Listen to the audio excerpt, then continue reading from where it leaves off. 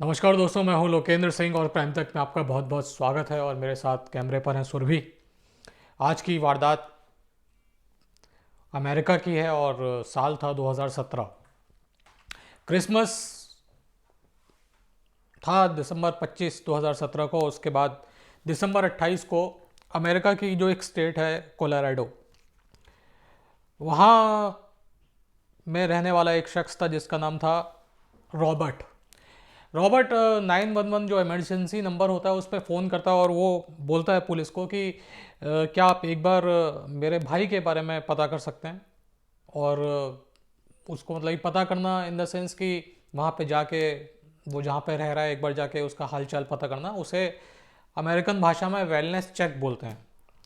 तो रॉबर्ट ने पुलिस से इत्तला की कि पुलिस से रिक्वेस्ट करी कि आप एक बार जाइए, मेरा भाई जो है उससे करीबन मेरी 2 हफ्ते से बात नहीं हुई।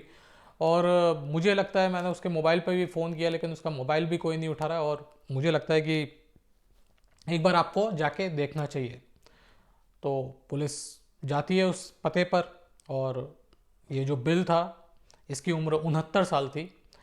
और जब पुलिस पते पर पहुंचती है उस पर और दरवाज़ा खटखटाती है तो दरवाज़ा खुलता है, और दरवाज़ा खोलती है बिल की बेटी जिसका नाम था डायना। डायना से पूछती है पुलिस की, भाई बताओ कि तुम्हारे फादर कहाँ पे हैं और तुम्हारे इस तरीके से अंकल जो हैं वो चिंता कर रहे हैं तुम्हारे फादर की। तो डायना बोलती है कि वो आजकल यहाँ पे नहीं रहते और वो कभी कभार यहाँ पे आते हैं, और ज़्यादातर मैं ही अकेले रहती हूँ, और मैंने भी करीबन 10 दिन से उनको देखा नहीं है और मुझे खुद फिक्र हो रही है। दूसरी बात यह है कि वो अपना जो मोबाइल फ़ोन है वो भी जल्दबाजी में घर पे ही छोड़ गए, और इस वजह से मैं भी उनसे कांटेक्ट नहीं कर पा रही। पुलिस कहती है ठीक है। पुलिस एक बार कहती है कि मैं एक बार हम लोग घर की वो तलाशी तलाशी का एक तरीके से सर्च करना चाहते हैं कि आप सही बोल रही हो नहीं बोल रही। पुलिस वाले अंदर घुसते हैं, और जब अंदर वो घुसते हैं तो काफ़ी उन्हें बदबू आती है। जब वो उससे पूछते हैं डायना से कि इतनी बदबू क्यों आ रही है, तो वो बोलती है कि बेसमेंट में जो सीवर का पानी है वो ओवरफ्लो हो गया है जिसकी वजह से बदबू आ रही है।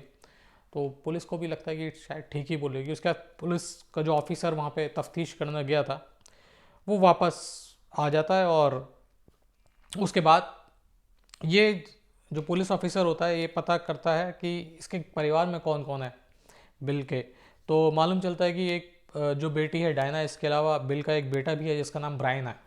और वो ब्रायन के पास पहुंचती है पुलिस और पूछती है कि तुम अपने पिता के बारे में कुछ जानते हो, तुम्हारे पिता इतने दिनों से गायब हैं। तो वो भी कहता है कि मैं भी खुद परेशान हूँ, मैं भी अपने फादर से संपर्क करने की कोशिश कर रहा हूँ लेकिन मुझे भी वो संपर्क नहीं हो पा रहा, और मैं काफ़ी परेशान हूँ। अब पुलिस को लगता है कि ये सब क्या है, और जब ये बात बिल के भाई रॉबर्ट को पता चलती है तो वो कहता है कि आप एक मिसिंग कंप्लेंट दर्ज करो मेरे भाई बिल की, और आप अपनी जो तफ्तीश है उसकी शुरुआत करो। यानी एक फॉर्मल जो कंप्लेंट होती है, यानी कानूनी तौर पे एक कंप्लेंट दी गई और पुलिस ने अपनी जो जांच थी वो शुरू करी। ये सब तफ्तीश चल रही थी। पुलिस जो थी वो पहुंची थी 28 दिसंबर को 2017 को, और 29 दिसंबर 2017 को एक बार फिर जो थी पुलिस वो डायना से पूछताछ करने के लिए पहुंची। और इस बार डायना ने पुलिस को बोला कि मुझे लगता है कि मेरे जो फादर हैं बिल, उनकी एक फ्रेंड है मार्था, और मार्था का जो है ना वो कैंपिंग एक फैसिलिटी है पहाड़ों के अंदर। मुझे लगता है कि वो कैंपिंग करने के लिए मार्था के उस कैंपिंग फैसिलिटी पे चले गए। हालांकि मुझे ये नहीं मालूम कि वो मार्था कहाँ रहती है, ना मेरे पास उसका कोई मोबाइल नंबर है।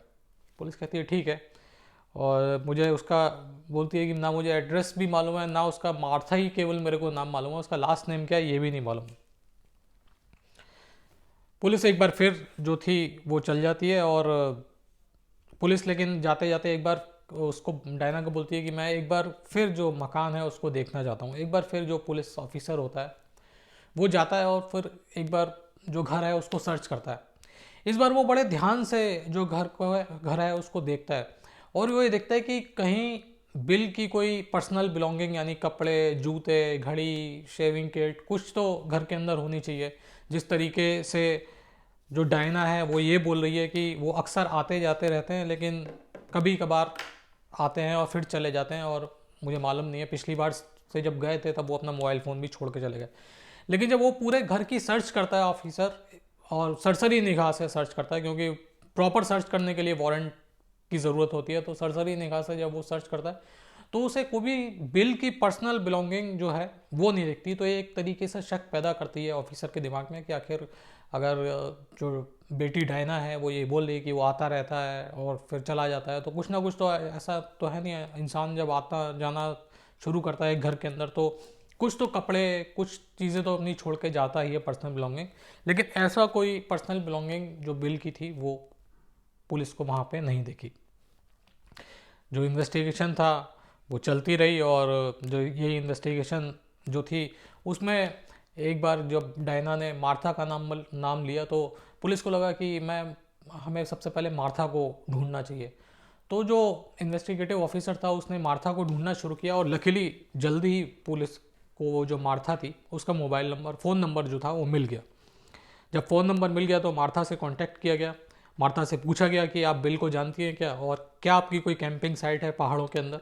तो उसने बोला हाँ मैं जानती हूँ बिल को, और मेरी कैंपिंग साइट भी है पहाड़ों के अंदर, लेकिन बिल से मेरी बात हुए काफ़ी अरसा गुजर गया है, काफ़ी वक्त गुजर गया है, और इस बीच में उसने कभी मेरे से जिक्र भी नहीं किया कि उसके कैंपिंग वगैरह के लिए जाना है। उसने बताया कि दिसंबर के शुरुआत में, दिसंबर 2017 की शुरुआत में मेरी उससे बात हुई थी, और उसके बाद तो मेरी कोई बातचीत हुई नहीं। ये जवाब मार्था ने दिया। अब एक बार फिर जो इन्वेस्टिगेटिव ऑफिसर था वो दोबारा डायना के पास लौटा, और इस बार उसने पूछा कि क्या तुम्हारे फादर लौट के आए। तो डायना ने बोला कि नहीं, मेरे फादर लौट के नहीं आए, लेकिन मैंने कुछ पैसे बतौर रेंट जो मैं अपने फादर को देती थी वो मैंने रखे हुए थे, और जो मोबाइल फ़ोन था मेरे फादर का वो भी मैंने रखा हुआ था, और मैं अपना मसाज पार्लर जो है वो बेसिकली मसाज पार्लर था उसका, वहाँ पे वो काम करती थी। कह रही मैं जब अपने मसाज पार्लर गई और इस बीच जब मैं लौट के आई तो पैसे भी गायब थे और जो मोबाइल फ़ोन था वो भी गायब था। तो मुझे लगता है कि मेरे फादर बिल एक बार लौटे हैं घर पर, और वही जो मोबाइल फ़ोन है और जो पैसे हैं वो लेके चले गए। अब पुलिस ने मोबाइल फ़ोन जो था उसको उसको एक तरीके से उस पर नंबर लगाना शुरू किया, लेकिन कोई रेस्पॉन्स ही नहीं आ रहा था। रेस्पॉन्स क्या नहीं आ रहा था, वो जो मोबाइल फ़ोन था वो बंद बंद आ रहा था। ये सब कुछ चल रहा था। आसपास के लोगों को भी जब पता चली कि बिल जो है इस तरीके से गायब है, तो उसने वो भी आके पूछने लगे डायना से कि कुछ पता चला कि तुम्हारे फादर का। तो उसने बोला आसपास के लोगों को और जो बिल के फ्रेंड थे कि मुझे लगता है कि मेरे जो फादर हैं वो एरिज़ोना जो चले गए। एरिज़ोना में उनके कुछ फ्रेंड रहते हैं, और मुझे लगता है वो वहीं पे चले गए। हालांकि उनसे कांटेक्ट हो नहीं पा रहा, लेकिन मुझे लगता है पहले मुझे ये लग रहा था कि वो मार्था की कैंपिंग साइट पे गए, लेकिन अब मुझे लगता है कि वो एरिज़ोना चले गए। जो जो डायना से पूछताछ कर रहा था उसने उसकी इस तरीके से जो जवाब था वो दिया। अब एक बार फिर पुलिस ये सोच रही थी कि कहाँ से एक कड़ी ऐसी मिल जाए कि ये जो मामला है गुमशुदगी का 69 साल के एक शख्स का वो सुलझ जाए। और जो लड़की थी डायना वो तो अजीब अजीब जवाब दे रही थी। वो कभी कहती थी कि वो आते हैं चले जाते हैं, कभी वो कहती थी कि वो कैंपिंग साइट पे चले गए हैं। लेकिन ये जो दो तीन बातें थी वो पुलिस ने चेक करी, और वो जो बातें थी वो उनमें कोई वज़न नहीं था। तो लिहाजा पुलिस को लगा कि किसी और से भी पूछताछ करनी चाहिए। तो पुलिस ने तय किया कि क्यों ना जो बिल का जो बेटा है जिसका नाम ब्रायन है उससे एक बार पूछताछ की जाए। तो ब्रायन से पूछा गया कि अच्छा तुम बताओ कुछ क्या हो सकता है तुम्हारे फादर के अलावा, और लास्ट बार जब तुम्हारे फादर से बात हुई थी तो क्या उन्होंने कुछ ऐसा बताया था जो अजीब हो। तो ब्रायन ने बोला कि हाँ, मेरी जब लास्ट बार उनसे कन्वर्सेशन हुई थी तो उनका ये कहना था कि एक बार जो डायना थी वो मेरे लिए मिल्क शेक और बर्गर लेके आई, और वो मिल्क शेक और बर्गर खाने के बाद अचानक मैं, मतलब ये बिल जो बता रहे थे कि मैं अचानक बेहोश हो गया और मेरे 15 घंटे बाद होश आया। उनका ये कहना था कि मुझे लगता है कि डायना ने मेरे जो बर्गर था और मिल्क शेक था उसमें कुछ नशीली दवाई मिला दी थी। अब ये एक तरीके से जो शक था वो डायना की तरफ घूम रहा था पुलिस का, और अब पता करना था कि आखिर हुआ क्या है। तो पुलिस ने अब और कुरेदना शुरू किया, इन्वेस्टिगेशन करनी शुरू करी, और पुलिस को मालूम चला कि दोनों ही जो डायना जो है वो डिवोर्सी है, वो अपने फादर के साथ रहा करती थी और दोनों के साथ दोनों बहुत ही क्लोज थे आपस में, जो बेटी थी और पिता थे। लेकिन कुछ महीनों से ऐसा हो रहा था कि डायना जो किराए के पैसे थे, यानी वो अपने पिता के साथ रहती थी लेकिन वो रेंट भी अपने पिता को दिया करती थी उस घर में रहने का। तो और डायना जो थी वो किराए के पैसे नहीं दे रही थी और उसको लग रहा था कि ये मेरा ही घर है तो मैं किस बात के पैसे अपने फादर को किराए के लिए दूँ। तो इस बात को लेके दोनों के बीच में आर्गूमेंट हो रहे थे। ये बात रिश्तेदारों ने भी बताई और जो ब्रायन था उसने भी बताई, जो बिल का भाई था रॉबर्ट उसने भी बताई। तो एक तरीके से टकराव की स्थिति थी बेटी और पिता के बीच में, और पुलिस को लग रहा था कि शायद हो ना हो ये जो पूरी गुमशुदगी हुई है बिल की, इसके पीछे डायना का हाथ हो सकता है। अब पुलिस ने सोचा कि क्यों ना जो बिल के बैंक अकाउंट्स हैं उनकी जो बैंक है वहाँ पे जाके चेक किया जाए कि कहीं जो कैश जो है ट्रांजैक्शन तो नहीं हो रहा, पैसा तो नहीं निकाला जा रहा बैंक अकाउंट से। पुलिस पहुंची बैंक उसमें जिसमें बिल का अकाउंट था और वहाँ पे पुलिस ने पता किया, बैंक के जो स्टाफ था तो उन्होंने बताया कि हाँ आजकल उनके खाते से पैसे निकल रहे हैं, लेकिन क्योंकि बिल जो है उनके सिग्नेचर नहीं रहते, उनकी बेटी की सिग्नेचर रहते हैं, क्योंकि उन्होंने ऑथराइज कर रखा था अपनी बेटी को कि अगर मैं नहीं आता तो मेरे बिहाफ पे आए मेरी बेटी जो है डायना, आप इसको पैसे निकाल के दे सकते हो। जब ये बात पुलिस को पता लगी तो शक और गहराया, और इसके अलावा पुलिस ने सोचा कि अब और कौन बचा जिससे पूछताछ करें, और डायना के पूरे जो करेक्टर है उसका जो एक तरीके से उसका जो पर्सनल लाइफ है, उसकी जो प्रोफेशनल लाइफ है, उसके बारे में कौन बताएगा। तो पुलिस ने तय किया कि डायना का जो एक्स हस्बैंड है जिससे उसका तलाक हो गया, जो उसका नाम जोएल था, उसने बोला कि पुलिस ने सोचा कि हम लोग एक बार जोएल जो है उससे जाके पूछताछ करते हैं, और वो ज़्यादा डायना के हर निजी और जो प्रोफेशनल पहलू है या फिर उसका जो व्यवहार है, उसका जो नेचर है उसके ऊपर वो ज़्यादा फोकस कर पाएगा, बता पाएगा। तो जोएल के पास पुलिस पहुंची और पुलिस ने पूछताछ करी कि अब तुम बताओ कि इस तरीके से तुम्हारे जो ससुर हैं वो गायब हैं, और तुम्हें क्या लगता है कि तुम्हारी जो पत्नी है क्या वो उस मिसिंग के पीछे हो सकती है। तो जोएल ने बताया कि साल 2017 जो था वो एज अ प्रोफेशन वो डायना के लिए बहुत ख़राब था। उसका मसाज पार्लर जो था वो बिल्कुल चल नहीं रहा था और वो काफ़ी पैसों की तंगी से परेशान थी और इसी वजह से वो रेंट भी नहीं दे पा रही थी। इसके अलावा उसने बताया था कि वो बड़ी मूडी टाइप की एक उसकी शख्सियत है और बड़ी अनप्रडिक्टेबल है, कि वो कुछ भी कर सकती है। और उसे लगा कि जिस तरीके से अचानक डायना के जो पिता हैं बिल वो गायब हुए हैं, तो मुझे लगता है कि उनकी गुमशुदगी के पीछे मेरी पत्नी डायना है, उसका हाथ हो सकता है। अब सारे जितने भी सबूत थे वो डायना के खिलाफ जा रहे थे, तो पुलिस ने अब तय किया कि एक सर्च वारंट इशू करवाया जाए कोर्ट से और पूरा जो घर है उसकी तलाशी ली जाए, क्योंकि पहले बार जब ऑफिसर ने विजिट किया था तो उन्हें काफ़ी जो बदबू आई थी, जिसे डायना ने ये कह के टाल दिया था कि नीचे जो बेसमेंट है उसमें सीवर ओवरफ्लो हो गया जिसकी वजह से बदबू आ रही है। 10 जनवरी 2018 को पुलिस ने वारंट लिया कोर्ट से, और पूरी सर्च वारंट लेने के बाद ये डायना के घर में दाखिल हुए और सबसे पहले उस बदबू वाली जगह यानी बेसमेंट में ये लोग गए। और बेसमेंट में जब आप जाके उन्होंने बदबू जहाँ से आ रही थी उस जगह को देखा, तो देखा कि वहाँ पे एक गड्ढा नुमा जो है गड्ढा नुमा एक स्पेस है, और उसके ऊपर एक काफ़ी मोटी जो सीमेंट की जो कहा जाना चाहिए एक स्लैब, सीमेंट की जो स्लैब है उससे उसको बंद किया हुआ है, सीमेंटेड किया हुआ है। पुलिस उस जगह को तोड़ती है और जब उस जगह को वो तोड़ती है तो उसके अंदर से जैसे जैसे पुलिस तोड़ती जाती है और सीमेंट की जो परत और स्लैब की जो परतें हैं वो हटती हैं, वैसे वैसे बदबू जो है वो और तेज होने लग जाती है। और जब सीमेंट की जो पूरी स्लैब हटा दी जाती है, तोड़ दी जाती है, तो उसमें से एक जो है ह्यूमन बॉडी मिलती है बड़ी डिकम्पोज्ड अवस्था में, पूरा कंकाल नहीं होती लेकिन काफ़ी ज़्यादा डिकम्पोज हो गई थी। पुलिस उसको निकालती है, पोस्टमार्टम रिपोर्ट के लिए भेजती है और डीएनए की जो जांच करवाती है। डीएनए की जब जांच होती है तो उससे मालूम चलता है कि ये जो बॉडी है ये बिल की है। पुलिस डायना को अरेस्ट करती है और उससे पूछताछ करती है। अब इंडिया टाइप में तो पूछताछ होती नहीं है कि थर्ड डिग्री और ये सारा बड़ा सफिस्टिकेटेड टाइप से पूछताछ होती है।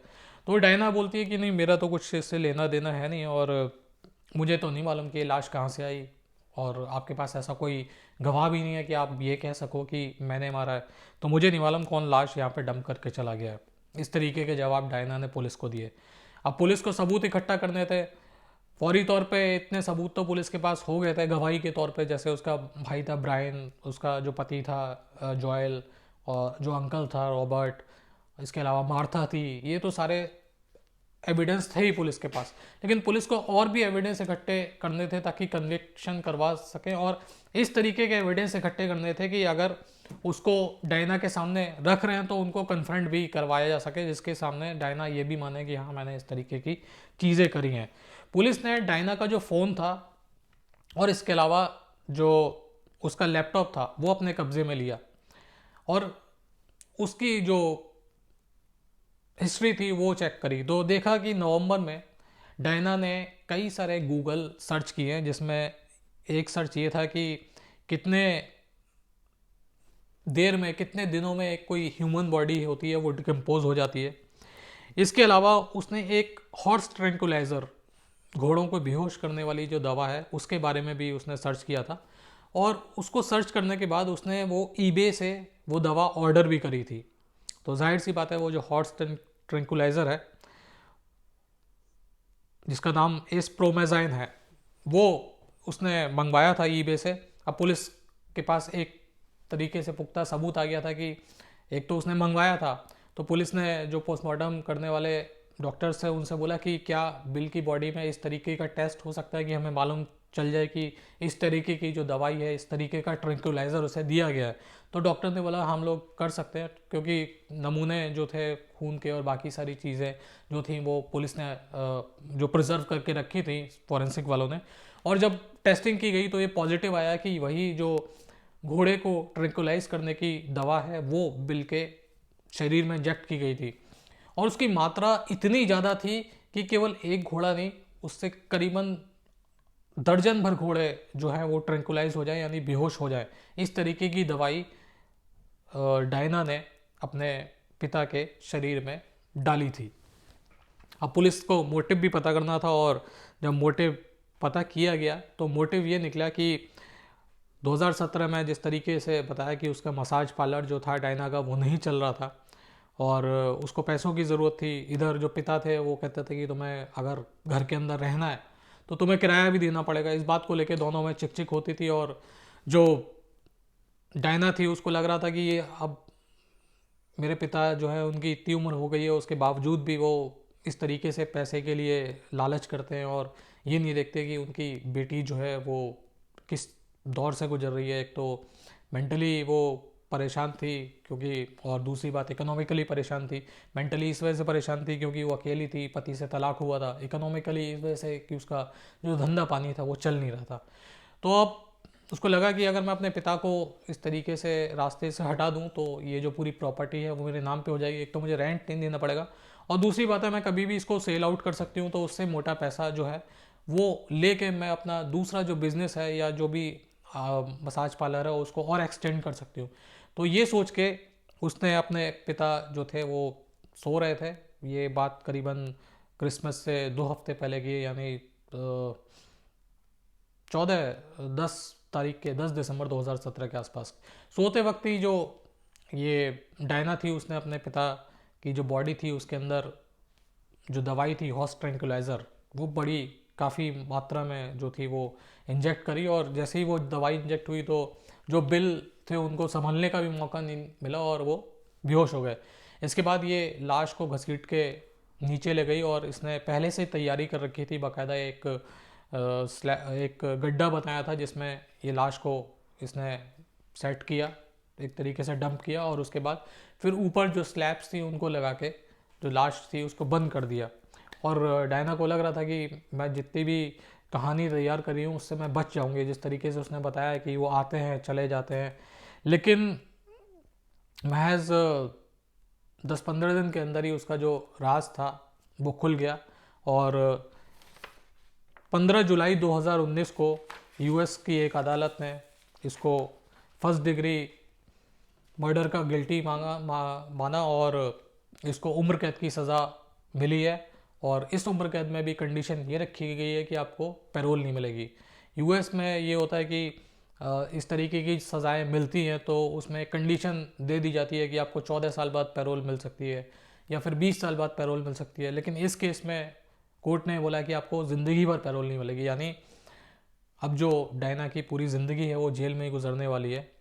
और किस तरीके से एक बेटी ने अपने पिता का कत्ल कर दिया, और वो भी एक अजीब से हथियार से जिसके बारे में किसी ने आज तक सुना नहीं।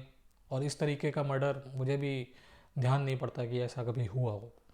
तो आज के लिए फ़िलहाल इतना ही, फिर आपसे मुलाकात होगी, तब तक के लिए अपना ख्याल रखिएगा। जय हिंद, जय भारत।